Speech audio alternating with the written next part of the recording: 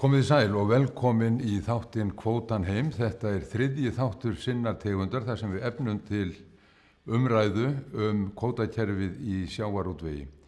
Í þessum þætti þá bregðum við okkur inn á fund hjá samtökum fyrirtækja í sjávarútvegi og hlustum á framkvæmdastjórann Heiðrúnu Lind Marteinsdóttur skýra málstað stórútgerðarinnar og við ræðum líka við Aðalstein Baldursson, verkalýðsforingja á Húsavík, en hann hefur lengi staðið í forystu íslenskra verkalýðshreyfingar og þá ekki síst fyrir fiskverkafólk. Hann var lengi talsmaður fiskverkafólksins innan Alþýðusambandsins og Verkamannasambandsins, forystumaður í þeirri deild sem fór með þau mál og síðan Starfsgreinasambandsins, og ég fullyrði að Aðalsteinn betur að sér gangverkið í íslensku sjávarútvegi og í kerfinu í kringum það en flestir menn í landinu. Þannig að það verður fróðlegt að heyra hvað hann hefur að segja þessi mál. Nú við rifjum einnig upp ummæli frá fyrri þáttum, bæði frá Gunnari Smára Egilssyni blaðamanni og Vilhjálmi Birgissyni verkalýðsforingja á Akranesi. Kvótan heim vísar í tvennt. Annars vegar að eignarhald á sjávarauðlindinni skuli hvíla hjá þjóðinni og í annan stað þá viljum við tryggja að sjávarbyggðunum, að við viljum tryggja hag sjávarbyggðana sem mörgum hverjum hefur verið skákað út úr sjávarútvegi þegar þeir hafa mist frá sér kvótan. Það þýðir í reynd að þeim hefur verið bannað að sækja lífsbjörgina. Höfnin á sínum stað, mannskapurinn til staðar allavega til að byrja með, fiskurinn ekki langt undan, en aflaheimildir eru ekki fyrir hendi. Og þetta eru afleiðingar af framsalskerfinu sem var sett í lög árið 1990, en það fól það í sér að þeir sem höfðu kvóta á hendi fengu nú heimild til þess að selja hann frá sér eða leigja hann frá sér, þess vegna út úr byggðarlaginu, og það var ekki endilega ásetningur þeirra sem seldu að svo færi, en á endanum þá tóku yfir kraftar sem voru þeim ekki viðráðanlegir. Þeir tóku hreinlega völdin. Nú þegar talaðir kvótan heim þá sem sagt átt við þetta tvennt. Kvótin eða kvótan að nýju til sjávarbyggðana og eignarhaldi til þjóðarinnar. En eignarhaldið ekki hjá þjóðinni? Jú, svo allavega lögum samkvæmt. Lagaákvæðið meira að segja mjög skýrt. Þetta fyrsta grein laga fiskveiðar. Nytjastofnar á Íslandsmiðum eru sameign íslensku þjóðarinnar. Markmið laga þessara að stuðla að verndun og hagkvæmri nýtingu þeirra og tryggja með því trausta atvinnu og byggð í landinu. Úthlutun veiðiheimilda samkvæmt lögum þessum myndar ekki eignarrétt eða óafturkallanlegt forræði einstakra aðila yfir veiðiheimildum. Þetta gæti ekki verið skýrara en þyrfti engu að síður líka að standa í stjórnarskrá sem þá yrði grunnurinn sem endanlega yrði að horfa til ef álitamál væri uppi. Og það einmitt álitamálin sem stóru útgerðarnar eru farnar að tína til, og ég nefni þær yfirvofandi skaðabótamál á hendur þjóðinni fyrir að leyfa þeim ekki að ráðskast með allan makrílstofninn í eigin þágu þegar að þjóðin var á hnjánum eftir bankahrunið fyrir rúmum 10 árum. Og stjórnvöld vildu þá hleypa smærri útgerðum og helst öllum byggðarlögum að þessum makrílveiðum sem voru okkar bjargvættur eins og ég segi, þegar við vorum á hnjánum eftir hrunið. Og þetta að hleypa fleirum var meintur glæpur Jóns Bjarnasonar, þáverandi sjávarútvegsráðherra, var náttúrulega engin glæpur því að þetta bjargaði mörgum byggðarlögum. Við eigum eftir að rýna betur í þetta í komandi þáttum. En veruleikinn sem þjóðin þarf að horfast í augu við þessi, og þess vegna þurfum við öll almenningur að halda vöku okkar. Og hver þessi veruleiki? Stórútgerðirnar eru að sópa til sín aflaheimildum á landsvísu, hafa verið að gera þetta núna á undanförnum árum, á kostnað minni útgerða og farnar að líta þessar veiðiheimildir sem sína eign og það í tvennum skilningi. Með því að telja sig þess umkomnar að skáka veiðiheimildum til, fram og tilbaka, inn í byggðarlög og út úr byggðarlögum, óháð félagslegum afleiðingum.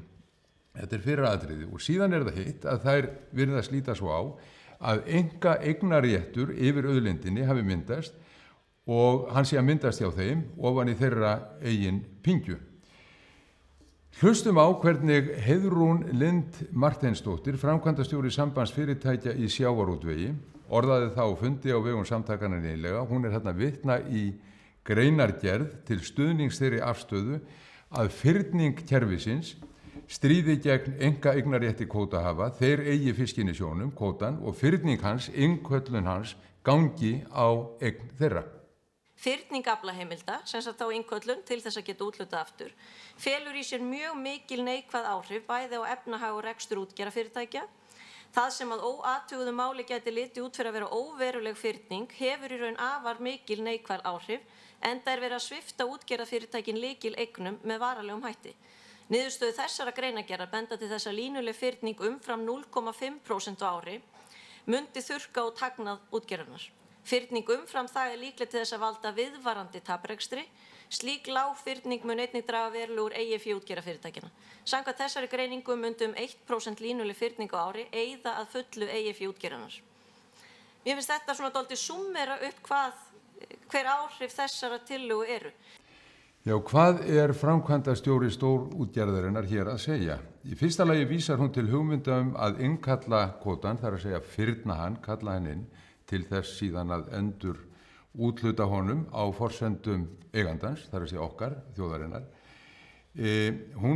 Það komi fram hugmyndir þetta fyrir 20 árum í kringum aldamótum, bæði frá Samfylkingu, frá Vinstri-hreyfingunni grænu framboði, að fyrna kvótann kalla hann inn á 20 árum, 5% á ári.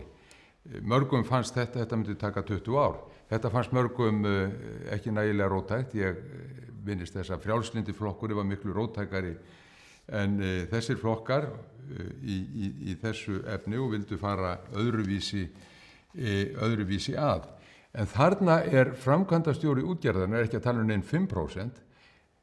Hún er að segja að jafnvel þótt hann yrði fyrndur sem næmi 1% ári, jafnvel 0,5% ári, þá myndi það fela í sér skerðingu á þeirra eignarrétti. Hvað þýðir það að fyrna kvótann 1% á ári? Það þýðir það að það tæki 100 ár, eina heila öld að fyrna hann, og 0,5% ári, hvað er það? Það eru 200 ár. Þegar þúsundir fiskverkafólks og sjómanna glata ekki aðeins eigin fjárstöðunni í sínu heimili, svo við höldum okkur við þetta orðalag, heldur lífsafkomunu algjörlega, þá þykir það minna mál. Gunnar Smári Egilsson, blaðamaður, hefur skoðað þennan þátt málsins sérstaklega og við skulum rifja upp brot af því sem hann sagði í samtali við mig, eða öllu heldur við ykkur, við þjóðina, hér í þessum þætti síðastliðinn sunnudag. Það verður að halda því fram núna að kvótakerfið sé forsenda stöðuleika í sjávarútvegi, en það er svo óendanlega rangt. Þannig að kvótakerfið hefur valdið gríðarlegri röskun og í sjálfum sér mætti horfa á það frá ýmsum sjónarhornum, til dæmis svona stéttarlegum, því að það hefur fækkað störfum sjómanna og enn frekar fiskverkafólks og arðurinn af þeim tilflutningi hefur flust til þeirra sem eiga fyrirtækin. En við höfum kannski verið að horfa sérstaklega á röskun byggðanna og þá getum við skoðað hvaða afleiðingar kvótakerfið hefur haft fyrir ýmsar byggðir. Það sem ég hef eiginlega gert er að taka saman aflaverðmæti landaðsafla í höfnunum fyrir kvótakerfið og svo hvernig það er í dag. Þannig að þetta er ekki spurning kvótakerfið, heldur er þetta spurning landaðan afla og hvaða áhrif kvótakerfið hefur haft á það, á tilflutning á fiskvinnslu og útgerð frá byggðunum.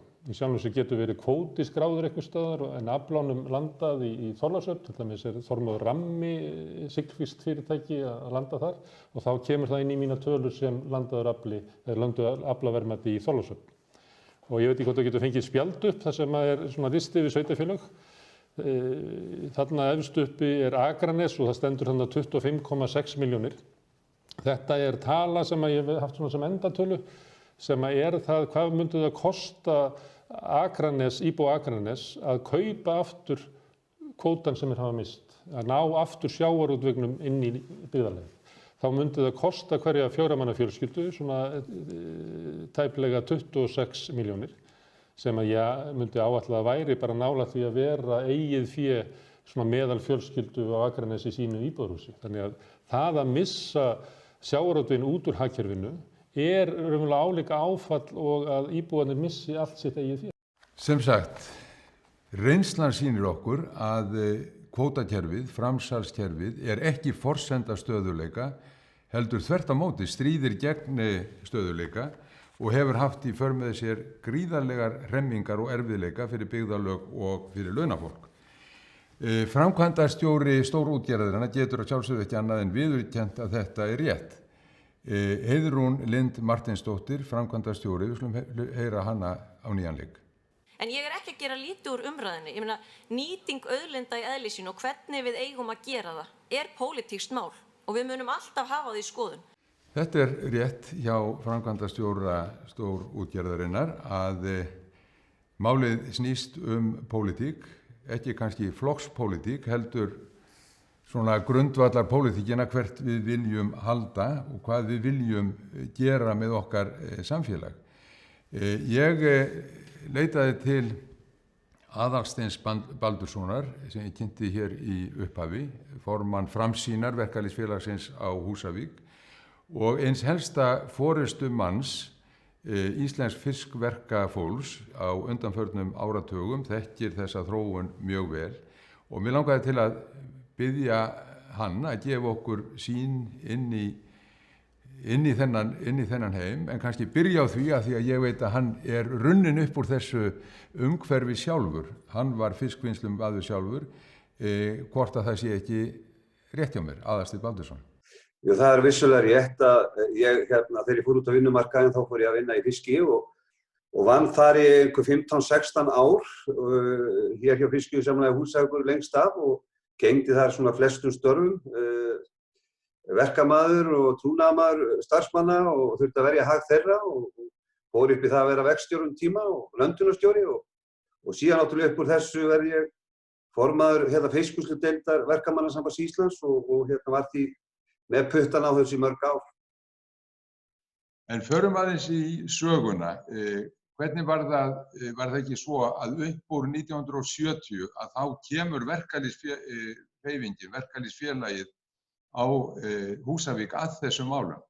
Jú, sko það áður fyrr var það þannig að sko fyrir 1970 þá var hér svona öflug smábátaútgerð og var að gera ágæta hluti en svona upp úr 70 og kringu 70 verður hér mikið atvinnuleysi og menn sá ekki fram á annað heldur en menn yrðu að bregðast við og það eins og þú bendir réttilega á að þá það verkalýðsfélag Húsavíkur þeim tíma sem að beiti sér fyrir því að menn fara að huga því að kaupa hér öflug fiski eða togara og þar í því sambandi stóð verkalýðsfélagi fyrir borgarafundi og hvatti til samstöðu bæjarbúa, fyrirtækja og sveitarfélagsins og sem var til þess að það var haldinn fundur og upp úr því stofnað útgerðarfélag kaup á skipi. Þannig að það samfélagið sem tekur málin í sínar hendur. Þú talar borgarafund og þú talar aðkomu verkalýðsfélagsins. Já, það bara þannig, það bara samfélagi sem að bregst við og fer í það að leggja línurnar og það farið að safna hlutafé og það á þessum tíma kemur kaupfélagið með hlutafé og sveitarfélagið, verkalýðsfélagið og verkalýðsfélögin og svo bara almennir bæjarbúar. Þannig að þetta var svona samvinnuverkefni heimamanna að tryggja það að hér væri bara atvinna og staður myndi dafna því að þessu tíma sem að þótti mjög mikið var í kringum 100 manns sem voru hér á atvinnuleysisbótum bara reglulega. Þannig að þetta var mikið högg og ástandi var bara mjög slæmt og þess vegna farin út í þetta að stofna til þessa fundar og upp úr því keyptur togari sem kemur hér 1976 sem Júlíus Hafstein, þ.1 sem átti eftir að breyta öllu hér, varðandi sjávarútveg og fiskvinnslu. Og þarna ertu að vísa í atburði sem eiga sér stað á 8.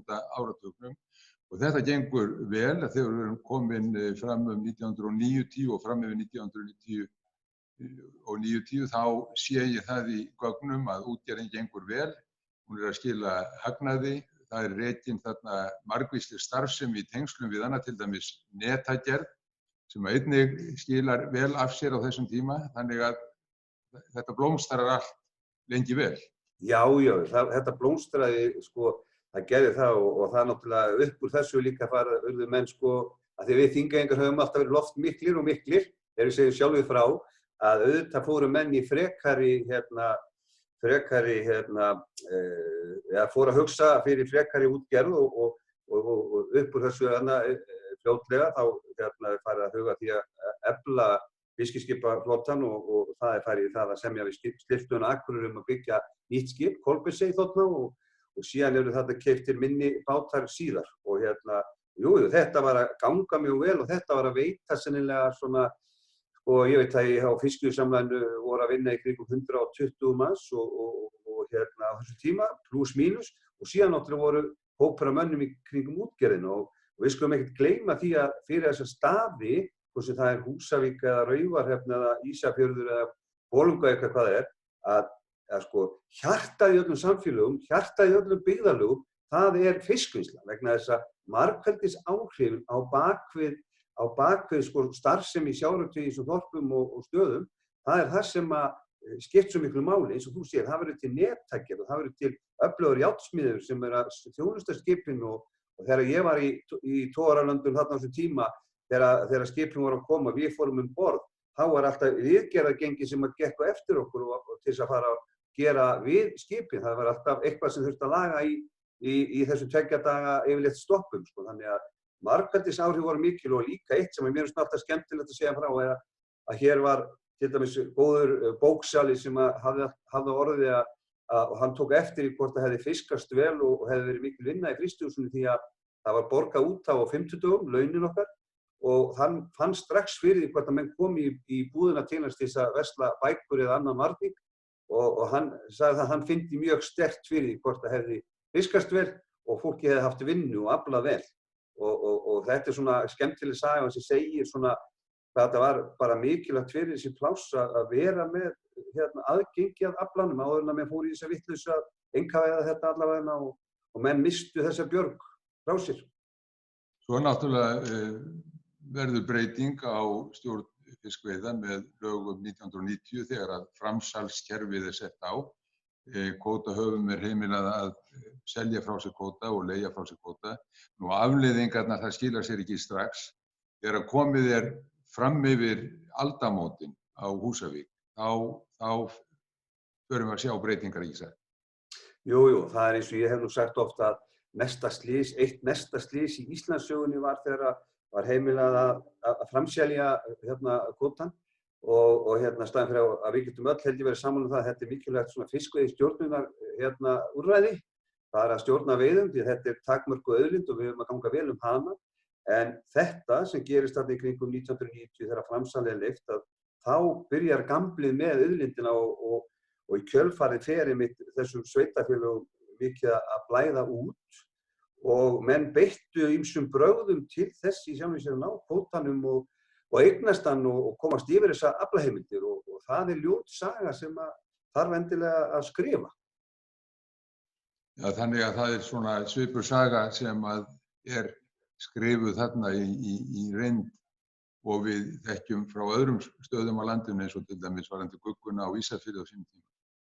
Já, við sko það náttúrulega menn þekkja við sögun og hún bara upp á borðinu og menn geta að googla henni alveg að það bara eins og hér að þegar að Vísir Grindavík ákveður að fara í landvinning og þá var það í tísku hjá fyrirtækjunum að búa sér til svona einhverja hjáleigur í öllum landsfjórðungum og við þekkjum þetta með Ísfélagið og fleiri og HB Granda sem voru með vinnslur ekki bara á höfuðborgarsvæðinu eða Vestmannaeyjum en Vísismenn náttúrulega fóru í landvinninga og Djúpavog og Þingeyri og Húsavík og ég tók bara þátt í því ég var náttúrulega formaður verkalýðsfélags og var komið þarna í Bæjarstjórn þegar þeir komu hér norður og þeir náttúrulega byrjaði á því að ná náttúrulega ráðandi eignarhlut í fyrirtækinu með því að kaupa af Tryggingamiðstöðinni og Olíufélaginu HF sem voru konir inn í fiskveiðisamlega þessu tíma, 45% hlut og svona tengdri aðila og þeir komu hér og með plan, þeir komu með flott plan það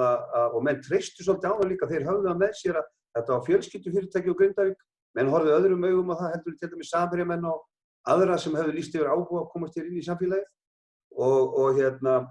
og menn komu hér með lista þar sem byggði á því að setja plan að efla hér fiskvinnslu og efla hér útgerð og það var á þessu tíma þá veltu menn fyrir sér hvað menn ætti að gera og það enda með því að menn treystu þeim sko, en síðan gerist það náttúrulega einhverjum 12 árum síðar að þá þetta bara búið mál og þeir ákvaða að fara og voru þá búin að vera hér að standa í því og ég var alltaf í stöðugu sambandi við og það var greinilegt að vinnslan hér stóð mjög vel, gekk mjög vel, en ég held að það að þeir fóru í fjárfestingar erlendis í Kanada, að það voru til þess að þeir eru að draga saman seglin og fara með alla vinnsluna og útgerð og fiskvinnslu til Grindavíkur. Ég hef það svona á tilfinningunni, en það kannski sem að situr alltaf í mér þetta að þetta er svona svolítið saga frá 74-5 þegar atvinnuleysi var hér mikið og við fórum í það að hafa borgarfundis að standa saman hér í þessu byggðarlagi að það skulle svo gerast 1. maí 2014 á baráttudegi verkafólks að fiskveiðisamlagi Húsavíkur sé lokað, ekki bara lokað heldur, það fylgdi með til starfsmanna að þeim væri velkomið og það væri óskandi að þeim myndi öll flytja til Grindavíkur, 40-50 starfsmenn og flyttist búferlum héðan og suður og það reyndist þannig að það var hópur af fólki sem fór með þeim enda mikið af erlendu vinnuafli og þetta var gríðarleg blóðtaka fyrir okkur. Einfaldlega. Og hún náttúrulega fór ekki fram hjá landsbönu, það lék allt á reiðiskjálfi þessa mánuði fyrir hluta árs 2014, þar sem að þið höfðu skorað á vísi að leggja ekki niður rekstur fyrirtækisins á Húsavík. Og ég er með í höndunum ályktun frá ykkur í Framsýn frá þessum tíma, frá því apríl 2014, þar segir: gangi áformin eftir verður það reiðarslag fyrir starfsmenn, sveitarfélagið og atvinnulífið á svæðinu. Þá er rétt að minna á yfirlýsingar Vísis HF uppbyggingu á Húsavík þegar þeir eignuðust fiskveiðisamlag Húsavíkur á sínum tíma. Orð skulu standa vísismenn og áfram. Framsýn telur að staðan sem nú er komin upp ætti að vera stjórnvöldum áminningu að gera breytingar á fiskveiðistjórnunarkerfinu til að byggja trausta atvinnu og byggð í landinu og koma þannig í veg fyrir að einstaka útgerðir geti rústað heilu byggðarlögunum með því að færa kvótann milli byggðarlaga. Þetta segir í ykkar ályktun frá apríl 2014 og svo segirðu að yfirlýsingin endanlega hafi komið frá þeim á degi verkalýðsins 1. maí. Já, ég held ef ég maður rétt að það standi neðst í þessari ályktun þannig hvað frá 2014 að Framsýn kallaði eftir samfélagslegri ábyrgð fyrirtækja í sjávarútvegi og það er nefnilega það sem hefur vantað, hefur skort verulega á að það er þessi samfélagslega ábyrgð og svo skulum við horfa á það líka að þegar þetta er komið þannig farveg að það er svona einkaaðilar sem geta farið með þessa auðlind og stýrt í hvar er búanlegt og hvar er ekki búanlegt, að það hefur ekkert skort á það í gegnum tíðina að þessi ágætu fyrirtæki hafa farið fram á það að sveitarfélögin og ríki kæma því að byggja upp þessa staði með betri höfnum og öðru bara annari aðstöðu og síðan hafa menn bara selt allt í burtu og skilið allt eftir bara í bara auðn, sumstaðar. Nú erum við svona að horfa til þess sem er að gerast eða var að gerast á Húsavík, en þú varst og hefur verið í forsvari fyrir fiskvinnslu fólk innan Alþýðusambandsins í langan tíma, í áratugi og hefur eflaust farið víða landið og séð sambærilegar hluti gerast annars staðar. Já, það er reynda var ég svo formaður í fiskvinnsludeild Verkamannasambandsins sem heitir núna Starfsgreinasambandsins en ekki Alþýðusambandsins eins og þú nefndir, en það er nú annar mál. Er þetta ekki allt undir sömu reglífinni? Jú, þetta er allt undir reglíf ASÍ. En það er alveg rétt að ég var duglegur og var beðinn að fara víða land og heimsækja mitt fólk, eins og maður segir, sem formaður fiskvinnsludeildarinnar hjá Verkamannasambandinu, nú SGS, og þar kom maður í þessi pláss sem iðu á lífi og botnlaust að gera og menn hefðu ekki tíma til þess að setjast jafnvel á fundi með manni vegna anna og vegna þess að það var svo mikið að gera og á mikið líf, en svo tekur maður eftir því núna þegar maður ferðast landið og fer á þessa staði sömu sem maður heimsótti þar sem var mikið af fólki og mikið að gerast, að þar mjög mikil deyfð á flestu stöðum og húsin, jafnvel þessi frystihús sem voru glæsileg og allt þessi mannvirki jafnvel að grotna niður og notu undir eitthvað allt annað og sum bara eru tóm. Það sorglegt. Já, en nú það að gerast Aðalsteinn í krafti, getum við sagt, kórónuveirunnar, að mannkynið að uppgötva að allt hægt. Það verður sér hægt að loka hinum löndum og það hægt að opna allar fjárhirslur heimsins og það hægt að endurskoða og endurmeta allar hluti. Og þetta eitt af þeim kerfum sem að þarf að endurmeta og í ályktuninni sem að ég vísaði til frá ykkur 2014, að þá voruð þið einmitt að hvetja til þessa. Og nú spyr ég þig, hvað til ráða? Hvað þarf að breytast? Ég nefndi banka hér, fjármálakerfi. Hver eru tengslin þarna á milli eða mikilvægi þess að fjármálakerfið og síðan hið opinbera sé meðvitað hvað þurfa að gera? Sko, það alveg ljóst að fyrsta sem þarf að gera það þarf að vera vilji, það þarf að vera vilji til að breyta kerfinu. Það þarf að vera vilji til að endurskoða þetta, en það verður að segjast og sér, sá vilji ekki til staðar og hefur ekki verið á þingi. Og það hefur komið fyrir að ég hef verið kallaður fyrir einhverjar þingmannanefndir út af svona kvótamálum og öðru og ég skynjaði alltaf að það bara skortir þennan vilja. Vegna þess að þegar ég að tala sko sjávarútvegina þá ég sérstaklega að tala þessar stóru aðila sem eru með þetta alltaf bara á einni hendi. Þeir ráða veiðunum, fiskvinnslunni, þeir eru innviklaðir inn í bankakerfið, jafnvel sitja þar í stjórnum. Hvað til ráða? Hvað þarf fjármálakerfið að gera? Hvað þarf hið opinbera að gera? Það alveg ljóst að við núverandi aðstæður ekki hægt að búa og það afar mikilvægt að við að Alþingi Íslendinga vakni til lífsins og fara átt að sjá því að ef menn ætla sko, ég trúi ekki að mig vilji láta þess að þróun halda áfram og ég hef séð fyrir mér sko með því til dæmis að við erum að horfa hér alls konar aðgerðir sem við verðum að gera varðandi brothættar byggðir og annað að það sem til ráða náttúrulega að færa, eins og hefur verið talað að færa kvótann heim, færa hann aftur til byggðarlagana og það væri í rauninni mesta og besta byggðaraðgerð sem var hægt að gera á Íslandi. En það gengur ekki að hafa kerfi í dag eins og það að hér ráði ákveðin hópur útgerðarmanna því hvort byggilegt á Íslandi eða ekki, utan höfuðborgarsvæðisins. Já, ég vil þakka Aðalsteini Baldurssyni fyrir þessa sögustund sem í rauninni samtímasaga, vísar ekki aftur, heldur fram á við því að hann segir að lykillinn að framtíðinni sé þessi kvótann heim og þannig talar talsmaður fiskverkafólks á Íslandi en hvað segir talsmaður stórútgerðarinnar þetta efni? Hvar lykillinn að finna? En mér finnst lykillinn að þessu vera líka bara samþjöppunin, jú, í henni felst sársauki, en í henni felst líka það að við erum með öruggstörf, velunnustörf, störf allt árið kring í sjávarútvegi, allt í kringum landið. Og svona gróf nálgun mín á þetta að í hverjum einasta landshluta eru 3 til 4 mjög öflug sjávarútvegsfyrirtæki. Og ég tel að við getum verið nokkuð stolt af því að þannig sé staðan. Og þá þarf auðvitað líka að passa upp á það að fólk geti sótt vinnu á þessum svæðum til þeirra staða sem að þá hafa þessa starfsemi. Og þar koma aftur inn innviðirnir. Þannig að þetta helst allt í hendur og mér finnst það mikilvægt. Við stundum sjáum við glasið alltaf hálftómt í staðinn fyrir að glasið sé hálffullt. Talsmenn stórútgerðarinnar vilja við séum jákvæð, frábiðja gagnrýni og vilja engan barlóm og eru með þessa gömlu góðu tilvísin í hálfa glasið, hinni jákvæðu sjáu það sem hálffullt, hinni neikvæðu sem hálftómt. Vandinn bara sá að á Akranesi til dæmis, þar sem Vilhjálmur Birgisson formaður verkalýðsfélagsins, hann sér glas en það galtómt. Hér iðaði þessu höfn hér fyrir aftan okkur af lífi og hefur gert það í fleiri tugi ára, ef ekki hundruði. Við Akurnesingar höfum byggt alla okkar afkomu í gegnum árin og áratugina upp á vinnslu og veiðum og vinnslu sjávarafurða, en í dag er allt farið. Það er nánast hver einasti sporður sem að við Akurnesingar höfum átt í gegnum tíðina, hann er farinn.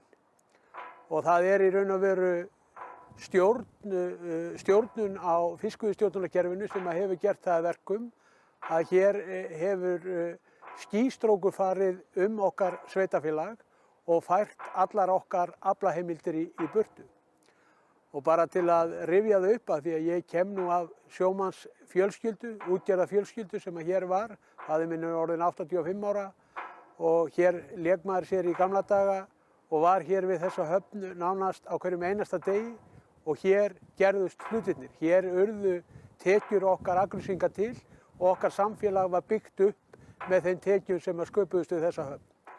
Og ég get tekið sem dæmi að Haraldur Böðvarsson, sem var okkar stærsti vinnuveitandi hér á þessu svæði í fleiri áratugi, en Haraldur Böðvarsson var stofnað 1904 og hugsið ykkur, lifði af 2 heimsstyrjaldir, en hins vegar var það fyrirkomulag við stjórnun fiskveiða sem lagði það fyrirtæki að velli. Og árið 2004, áður en að Haraldur Böðvarsson sameinaðist Granda, þá störfuðu hér á Akranesi hjá því fyrirtæki 350 manns. Fyrirtæki greiddi 2,2 milljarða í laun það árið. Núvirkt er það 5,6 milljarðar. Þessir 5,6 milljarðar hafa verið teknir úr okkar samfélagi og færðir í burtu frá fólkinu sem skapaði þessi verðmæti sem hér urðu til. Og til að setja þetta í samhengi, þannig að fólk átti sig á því hvers stærðir við erum að tala og það högg sem við Akurnesingar urðu fyrir, að þá væri þetta svipað og Reykvíkingar myndu missa 166 milljarða út úr sínu hagkerfi. Þetta er grafalvarlegt mál og ég velti því fyrir mér hvernig þetta gat gerst, því að við Akurnesingar erum svo sem ekki eina sveitafélagi sem höfum orðið fyrir þessu höggi og nægir að nefna í því samhengi Vestfirði, fyrir norðan, fyrir austan og út allt. Hér á Akranesi voru mörg frystihús, það voru en 5 á sínum tíma. Þessi höfn hér fyrir aftan okkur, í henni voru yfirleitt svona 5 og 6 skuttogarar að landa, það voru uppsjávarskip, það voru vertíðabátar og þetta er þyngra en tárum taki að horfa upp á þetta hvernig þessi staða er í dag. Ég hef mikið velti fyrir mér hvernig íslensk stjórnvöld yfir höfuð hafa látið þessa hluti gerast með þessum hætti. Að það geti nánast á einni nóttu verið ákveðið að þeim aðilum sem fara tímabundið með umráðarétt yfir auðlindum hafsins, að þeir geta tekið þessa ákvörðun og sagt, nú erum við farnir búið bless. Skilið fólkið eftir sem að byggði upp þessi verðmæti, byggðu upp öll þau fyrirtæki sem að hér eru og þetta sé bara fært í burtu nánast að nóttu til. Við verðum með öllum tiltækuráðum að taka höndum saman íslenska þjóðin og segja hingað ekki lengra, við verðum að stoppa þetta af því að það er ekki hægt að horfa upp á það að fólk sé skilið eftir í átthagafjötrun og sveitafélagið með miklu minni tekjur og lífsafkoma fólks nánast lögð í rúst. Hvað getum við gert? Að sjálfsögðu getum við gert margt. Við skulum bara muna eitt, það eru við sem eigum kvótann. Við eigum auðlindir hafsins, við eigum þær auðlindir sem þessi þjóð hefur búið til í gegnum árin og áratugin og árhundruðin og við megum aldrei undir nokkur kringumstæðum láta örfáa einstaklinga véla með auðæfi hafsins með þeim hætti sem við erum að horfa upp á. Því að ég sé það að þessir menn, þeir bera engar samfélagslega skyldur þegar það kemur að því að verja störf og verja lífsafkomu þeirra byggða sem í þessu landi eru og á þeirri forsendu vil ég að lokum segja þetta, við viljum kvótann heim. Kvótann heim, segir Vilhjálmur Birgisson eins og Aðalsteinn Baldursson. Allir aðilar sem að tjá sig þessi mál vísa í innviði sem orðin svona regnhlíf sem að yfir ansi mörgu. Innviðir eru til dæmis góðar strætósamgöngur frá Akranesi á Grandann í Reykjavík. Mér fannst það vera svolítið skilningurinn sem að stórútgerðin horfi til. Innviðirnir sem að verkalýðsforingjarnir vísa til hins vegar, talsmenn fiskverkafólksins, eru annars eðlis. Þeir eru að tala innviðina í sjávarútvegskerfinu. Þeir eru að horfa til hafnanna, þeir eru að horfa til fólksins sem til staðar og þess auðs sem að býr með þeim. Þeir eru ekki að biðja neina 20 eða 100 milljarða úr ríkissjóðum. Þeir vilja einfaldlega fá kvótan heim til að virkja mannauðinn og sjávarauðlindina á öðrum forsendum en nú gert. Við hittumst aftur að viku liðinni í nýjum þætti kvótan heim. Þakka ykkur fyrir.